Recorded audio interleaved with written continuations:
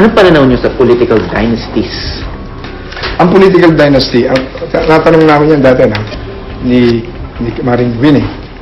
Ang political dynasty, mamamatay lang yan kapag nagkaroon ng genuine economic and political empowerment ang sambayan ng Pilipino. Ang connotation ng political dynasty, mula sa lolo, hanggang magulang, hanggang apo, sila may hawak ng economic power, sila may hawak ng political power sa isang lugar, sa isang probinsya, at meron silang guns, meron silang guns, meron silang gold. Kaya yan ang connotation sa tunay na political dynasties. Pero makikita natin na yung mga pamilya na umuusbong ngayon na mayroong mission sa buhay to replace corrupt politicians with righteous, qualified political leaders, not tainted with any corruption, but characterized with passionate love for God and for country. So may dalawa kayong anak na nasa politika rin. So Yes. meron na bang Villanueva political dynasty? Malayong malayo. Dahil unang-una, yung dalawang anak ko na yan, pinagbawalan kong pumasok sa politika noong unang panahon.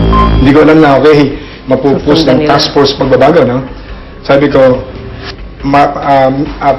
graduate ako sa buhay. Ayokong malunong kayo sa buhay na maaaring mawala ang inyong buhay na walang hanggan. Ang pangarap ko, maging pastor kayo, maging evangelist. Sabi ni Jover at saka ni John John, Daddy, batang-bata pa kami, gusto namin makapaglingkod naman sa aming community. Pag kami tinawag ng Diyos sa ibang araw, we will abide. Pagka po kayo inanalo, magpa-file po kayo ng Statement of Assets, Liabilities, and Net Worth. Kung bago kayo manumpa, ano po yung itsura? Ano po ba yung net worth ninyo? Sakali man, para may ideya yung taong bayan. Kasi wala po kayong political history pa ng public office. So, hindi ko namin malaman magkano yung net worth Ang ninyo. net worth lang naming mag-asawa, lantad sa BIR. Opo. Ano po yan? Mga 10 million? 20 Sa million? pera, wala sa papel lang. Sa papel lang. Shares of stocks, halimbawa, ako ang majority stockholder ng Solar Broadcasting Network. That is my number one asset. Which is Alam about, niya, Tony Gozo. ano po yung valuation nun? Yung valuation niya, hindi ko matandaan kasi hindi ako very doon sa nitty-gritty, no? Dahil alam ko na wala pang pera yun Opo. Papel lang yun Brother Eddie, yung pong advocacy ads mula November 2009 hanggang January 2010, ay nalagpasan nyo pa ho si Pangulong Erap Estrada sa total net value. Tanggalin po natin discounts at commissions. 44.14 million para sa inyo. Ang total value ng inyong pong advocacy ads. Saan po galing yung donations na yun? Natatawa nga ako, Malu, no? Opo. Sana totoo yun, no? Pero bilang Okay. po yun na ad. Hindi, kaya nga ganito, simple Opo. lang. Opo. Okay. Kunin sa ABS-CBN, kunin sa GMA7, yung actual na presyo.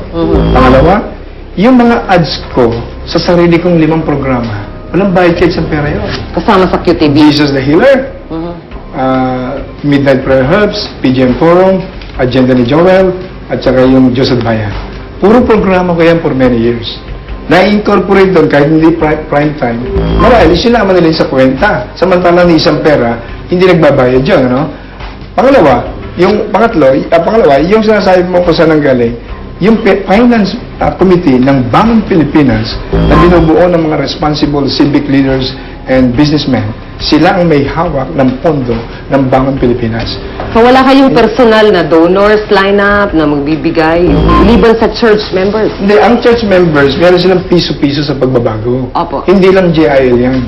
Ang mga naniniwala sa pagbabago sa Pilipinas, sumusuporta sila piso-piso sa pagbabago. Kasi nilunsad yan last year Ngayon meron tinatawag na bagsak 2005 donation. Na balitaan ko rin yan, ano? Pero absolutely, wala akong time para makialam sa fundraising. Ang nasusunod niyan, yung chairman at saka yung treasurer and auditor ng Bangon Pilipinas Finance Committee. Salamat po. Brother Eddie, may perception ng ibang tao na may ibang religious leader na yumayaman dahil sa kanilang congregation. Kayo ba'y nagpayaman sa JL? Kaya nga ang dami sumusuporta sa akin, no?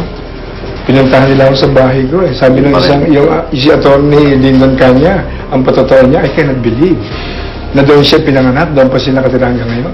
Araw-araw umuwi sa Bukawi, 101. Barangay Bunlo, Bukay, Bulacan. Yung isang, sino ba yung nakidnap sa nung mga doon sa Mindanao na newscaster ninyo ata nang mapunta sa bahay namin, they cannot believe. Alam mo, kasi iba kasi ang aking taste eh. Walang it sa akin ang materialism eh. Walang it sa akin yung mga luho-luho eh. Pasensyahan tayo, hindi naman ako abnormal, no? Ako, kaya nga idolo ko sila Tanyada eh. Idolo ko sila Salonga eh. Nung ako student dito, nakita ko yung simpleng pamumuhay nila, no? Kaya pagdating dun sa, nung i-donate ko nga yung lupa namin sa church eh. Sabi ng mag-anak ko, nasira ulo ko eh. Biro mo, milin-milin ang halaga ng lupa namin. Matapos ako manalo sa osigado, nakumbinsi ko nga kay mga magulang na i-donate sa pangangailangan ng church. At saka sa school. At maliit lang yung natira sa amin, nakikitira lang kami dun sa compound hanggang ngayon. Ha? Brother Eddie, dati niyong sinuportahan si Pangulong Arroyo. Pwede niyo ba sabihin sa amin kung ilan sa miyembro ng JIL ay na-appoint sa pwesto noon? At kumusta na kayo ni Pangulong Arroyo ngayon? Noong senador pa si Gloria Arroyo, sinuportahan ko na siya. Meron akong PGM forum, nagpupunta siya rito, kasama si Willie Villarama, para ikampanya. Vice President, sinuportahan namin sila ni Joe de Venecia. Mahabang istorya. Tapos, nung Vice President siya, nakiusap siya sa akin sa Burgundy apartment. Brother Eddie, dwindling na ang rally ni President Cory at saka ni Colonel Sin sa Makati. Kumukunti na. Pwede ba mag-mobilize ka? Doon sa Burgundy apartment, kausap ko siya, si RJ Jacinto, brother-in-law ni President Delman, at saka si Mike Arroyo. Si Joel, sinamahan ako. Hindi pa yata congressman si Joel, I don't know. Nag-mobilize kami ng tao.